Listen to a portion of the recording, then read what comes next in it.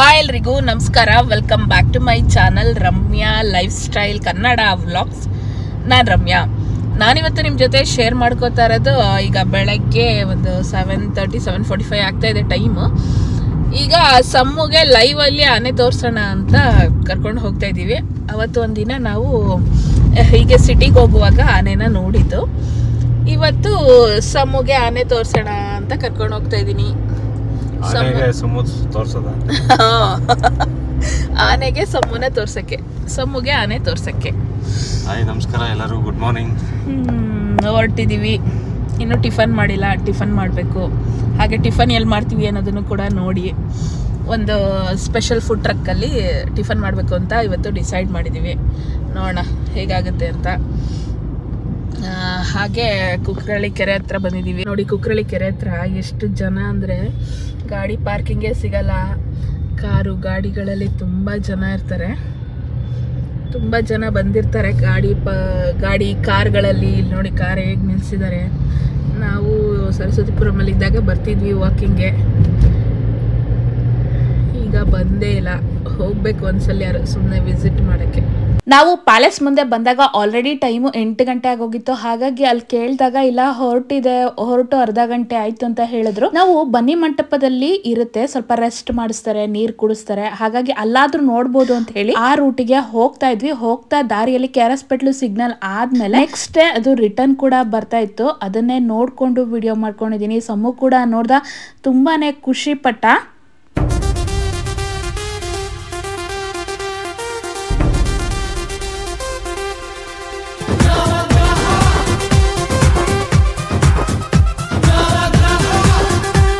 Early morning ಎಳೆ ಬಿಸಿಲಲ್ಲಿ ಆನೆಗಳು ವಾಕ್ ಮಾಡ್ತಾ ಇದ್ರೆ, ಹಾಗೆ ಅದನ್ನ ನೋಡ್ತಾ ಇದ್ರೆ ನಮ್ಗೆ ಅಷ್ಟೇ ಖುಷಿ ಆಗುತ್ತೆ. ಸಮ್ಮ ಲಾಸ್ಟ್ ಟೈಮು ನೋಡಿರ್ಲಿಲ್ಲ, ಹಾಗಾಗಿ ಅವನನ್ನೇ ಅಂತ ಶನಿವಾರ ಕರ್ಕೊಂಡು ಬಂದಿದೀವಿ ಅಂತ ಹೇಳ್ದೆ. ತುಂಬಾನೇ ಖುಷಿ ಆಯ್ತು. ತುಂಬಾ ಹತ್ತಿರದಿಂದ ನೋಡ್ದ. ಆನೆಗಳು ವಾಕಿಂಗ್ ಅನ್ನ ಮುಗಿಸ್ಕೊಂಡು ಪ್ಯಾಲೇಸ್ಗೆ ಹೋಗ್ತಾ ಇದೆ.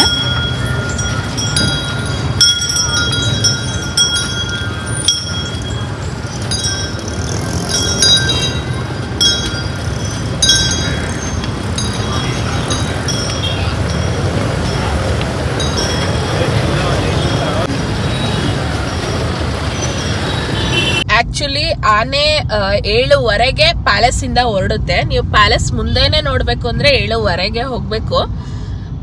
ನಾವು ಹೋದಾಗ ಆಲ್ರೆಡಿ 8 ಗಂಟೆ ಆಗ್ಬಿಟ್ಟಿತ್ತು. ಪ್ಯಾಲೇಸ್ ಮುಂದೆ ಹೋದ್ವಿ, ಅಲ್ಲಿ ಕೇಳಿದ್ವಿ, ಇಲ್ಲ ಹೊರಟಿದೆ ಅಂತ ಹೇಳಿದ್ರು. ಅಟ್ಲೀಸ್ಟ್ ಬನ್ನಿ ಮಂಟಪ ರೋಡು ಇಲ್ಲ ಬನ್ನಿ ಮಂಟಪದ ಹತ್ರ ಇರುತ್ತೆ ಅಂತ ಹೇಳ್ಕೊಂಡು ಹೋಗ್ತಾ ಇದ್ವಿ. ಆಯುರ್ವೇದಿಕ್ ಹಾಸ್ಪಿಟಲ್ ಇಂದ ಸ್ವಲ್ಪ ಮುಂದೆ ಹೋಗೋಷ್ಟೊತ್ತಿಗೆ ರಿಟರ್ನ್ನೇ ಬರ್ತಾ ಇತ್ತು. ರಿಟರ್ನ್ ಬರ್ತಾ ಇರೋದನ್ನ ನೋಡ್ಕೊಂಡು ವಿಡಿಯೋ ಮಾಡಿದ್ದೀನಿ. ನೋಡಿದ್ದೀರಾ ಹೇಗೆ ಬರ್ತಾ ಇದೆ ಆನೆ ಅಂತ? ನೋಡೋದೇ ಒಂದು ಚೆನ್ನಾಗಿ ಖುಷಿ ನಮಗೆ. ಲೈವಲ್ಲಿ ಆನೆ ನೋಡ್ತಾ ಇದ್ರೆ ಅಷ್ಟು ಖುಷಿ ಆಗುತ್ತೆ. ಸಮು ನೋಡ್ದ ಆನೆ? ಏನನ್ಸ್ತು? ಖುಷಿ ಆಯ್ತಾ? ಎಷ್ಟು ಖುಷಿ ಆಯ್ತು? ತುಂಬಾ. ಇವತ್ತು ಸ್ಯಾಟರ್ಡೆ ಇದ್ರು ಬೇಗ ಎದ್ದು ಆನೆ ನೋಡಕ್ಕೆ ಬಂದಿದ್ದಾನೆ. ಹಾಗೆ ನಾವು ಬರ್ತಾ ಇದ್ವಿ, ಅಲ್ಲಿ ಕಾರಲ್ಲಿ ಬರ್ತಿದ್ವಿ. ಆಗ ಆ ಗಾಡಿಲಿ ಗಂಡ ಹೆಂಡತಿ ಮಗು, ಪುಟಾಣಿದು ಹೆಣ್ಮಗು, ಒಂದು 2 years ಅನ್ಸುತ್ತೆ ಅದಕ್ಕೆ. ಅದು ಆನೆ ನೋಡ್ಕೊಂಡು ಎಷ್ಟು ಎಂಜಾಯ್ ಮಾಡ್ತಾ ಇತ್ತಂದ್ರೆ, ಎಲಿಫೆಂಟ್ ಅಂತ ಅದು ನೋಡ್ಬಿಟ್ಟು ಕುಣಿತಾ ಇತ್ತು ಗಾಡಿಯಲ್ಲೇನೆ. ನನ್ಗಂತೂ ತುಂಬಾನೇ ಖುಷಿ ಆಯ್ತು.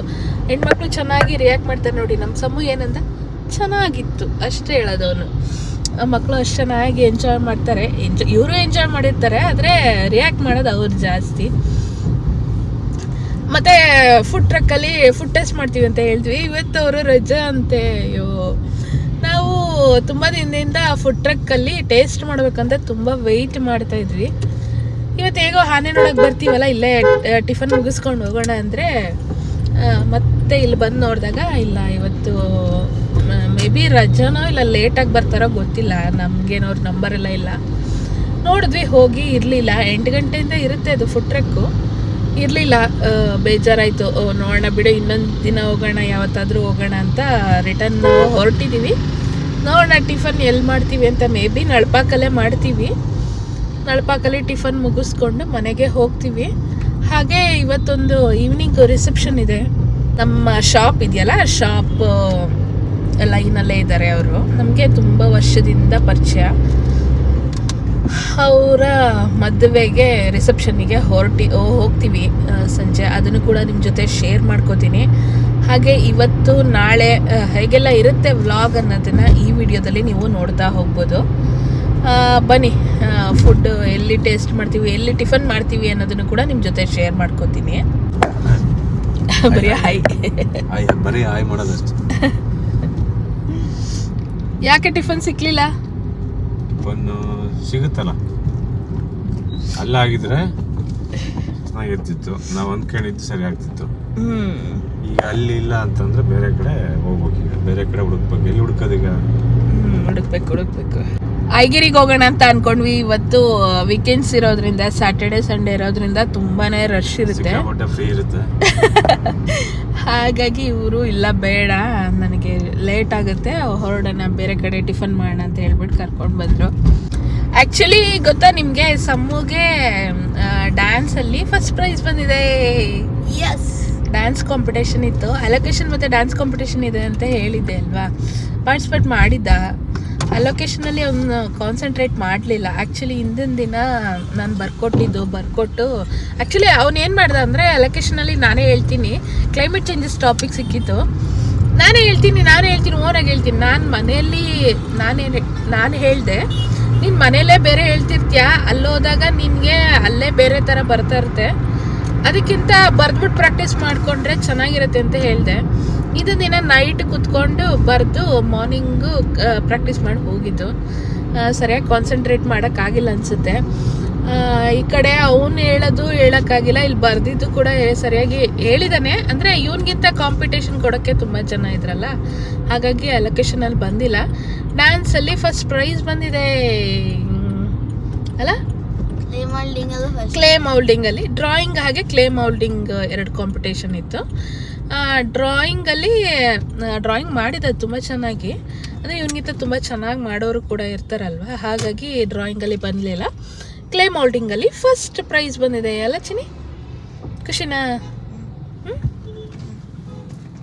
ಬನ್ನಿ, ನಳಪಕ್ಕಗೆ ಬಂದಿದ್ದೀವಿ. ಟಿಫನ್ ಮುಗಿಸ್ಕೊಂಡು ನಿಮ್ಮ ಜೊತೆ ಏನು ಟಿಫನ್ ತೊಗೊತೀನಿ, ಟಿಫನ್ ಮುಗಿಸ್ಕೊಂಡು ನಿಮ್ಮ ಜೊತೆ ಮಾತಾಡ್ತೀನಿ. ಬಾಯ್. ಫುಡ್ ಕಾರ್ಟಲ್ಲಿ ಟಿಫನ್ ಮಾಡಬೇಕು ಅಂತ ಹೋದ್ವಿ, ಅಲ್ಲೂ ಕೂಡ ಮಿಸ್ ಆಯಿತು. ಐಗಿರಿಲಿ ಟಿಫನ್ ಮಾಡೋಣ ಅನ್ಕೊಂಡ್ವಿ. ಸ್ಯಾಟರ್ಡೆ ಆಗಿರೋದ್ರಿಂದ ತುಂಬ ರಶ್ ಇರುತ್ತೆ, ಬೇಡ ಅಂತ ಹೇಳಿದ್ರು. ಫೈನಲಿ ನಲ್ಪಾಕ್ಗೆ ಬಂದಿದ್ದೀವಿ. ಸಮೂಹ ಹಸ್ಬೆಂಡ್ ಇಬ್ರು ಕೂಡ ದೋಸೆಯನ್ನ ತಗೊಂಡ್ರು, ಮಸಾಲೆ ದೋಸೆ ತುಂಬಾನೇ ಚೆನ್ನಾಗಿರುತ್ತೆ. ನಾವು ತುಂಬಾ ಸಲ ಇಲ್ಲಿ ಟಿಫನ್ ಅನ್ನ ಮಾಡಿದೀವಿ, ತುಂಬಾ ಜನಕ್ಕೆ ಗೊತ್ತಿರುತ್ತೆ. ನಾನು ಬಿಸಿಬೇಳೆ ಬಾತ್ ತಗೊಳ್ಳೋಣ, ಅವತ್ತು ದೋಸೆ ತಿನ್ಬೇಕು ಅಂತ ಅನ್ನಿಸ್ತಿರ್ಲಿಲ್ಲ, ಹಾಗಾಗಿ ಬಿಸಿಬೇಳೆ ಬಾತ್ ತಗೊಂಡೆ. ಅದಕ್ಕೆ ಖಾರ ಬೂಂದಿಯನ್ನ ಕೊಟ್ಟಿದ್ರು. ಟೇಸ್ಟ್ ವೈಸ್ ತುಂಬಾನೇ ಚೆನ್ನಾಗಿರುತ್ತೆ, ತರಕಾರಿ ಎಲ್ಲ ಹಾಕಿ ತುಂಬಾ ಚೆನ್ನಾಗಿ ಮಾಡಿರ್ತಾರೆ. ದೋಸೆ ಕೂಡ ತುಂಬಾನೇ ಚೆನ್ನಾಗಿರುತ್ತೆ. ಇಬ್ರು ದೋಸೆ ತಿನ್ಕೊಂಡು, ನಾನು ಬಿಸಿಬೇಳೆ ಬಾತ್ ತಿನ್ಕೊಂಡು, ಟೀ ಕುಡ್ಕೊಂಡು ಅಲ್ಲಿಂದ ಹೊರಡ್ತೀವಿ. ಈ ಜಗವಿದೆ ನವರಸಗಳ ಉಣಬಡಿಸಲು,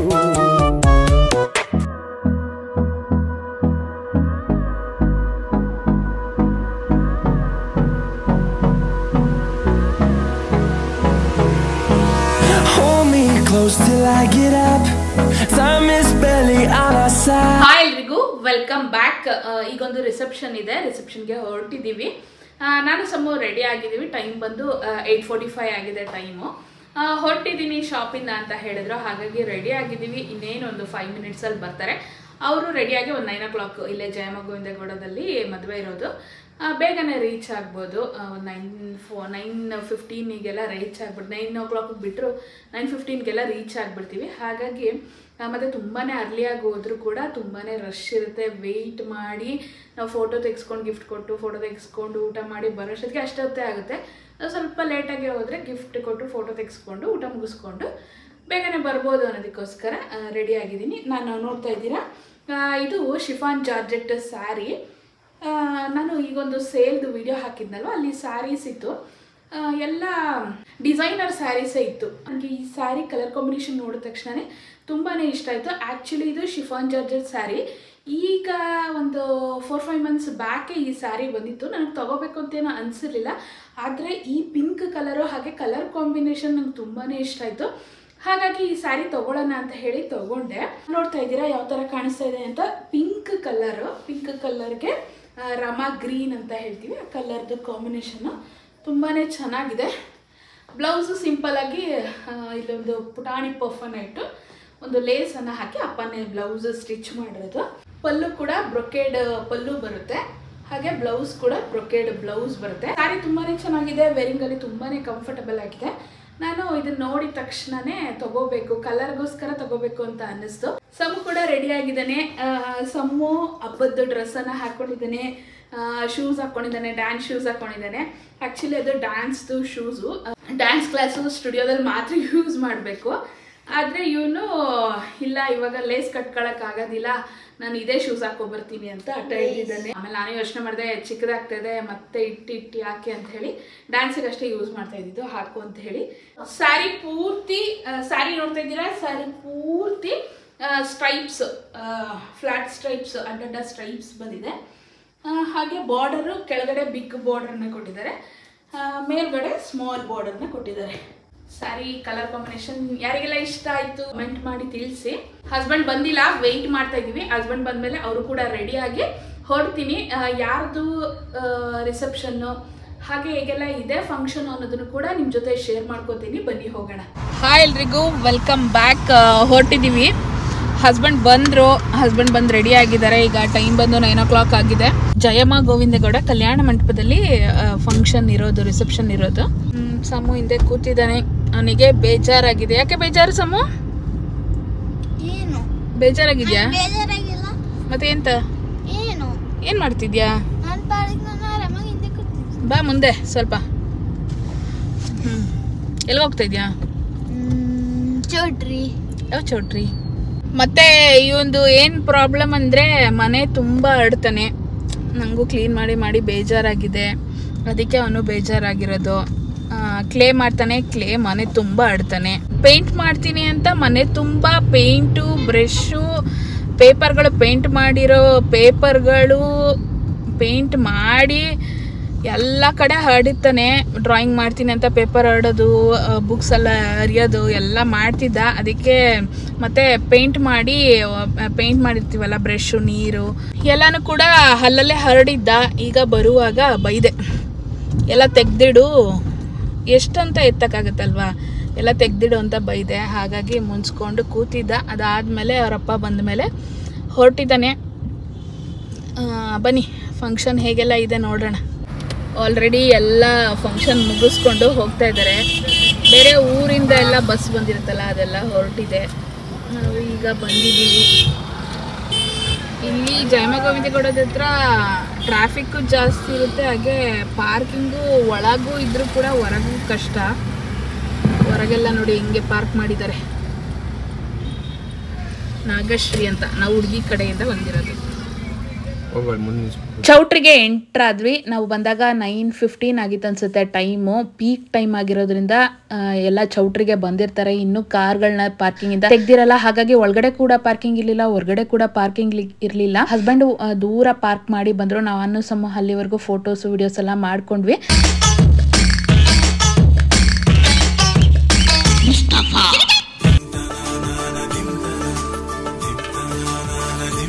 ರಿಸೆಪ್ಷನ್ ಅಲ್ಲಿ ತುಂಬಾನೇ ಜನ ಇದ್ರು, ಕ್ಯೂ ಇತ್ತು. ಹಾಗೆ ವೆಯ್ಟ್ ಮಾಡಿ ಫೋಟೋಸ್ ತೆಗೆಸ್ಕೊಂಡು, ಹಾಗೆ ಅವ್ರ ಫ್ಯಾಮಿಲಿ ಜೊತೆ ಕೂಡ ಫೋಟೋಸ್ ತೆಗೆಸ್ಕೊಂಡು ಊಟಕ್ಕೆ ಅಂತ ಬಂದಿದ್ವಿ.